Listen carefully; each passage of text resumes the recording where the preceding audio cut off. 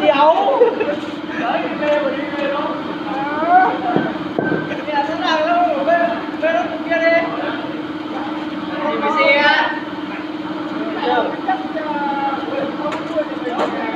Anh để ra cho em 200 cảnh. Không khách ở đây này. Cái bạn này nó không tiêu chí rồi. Về đây chú ạ.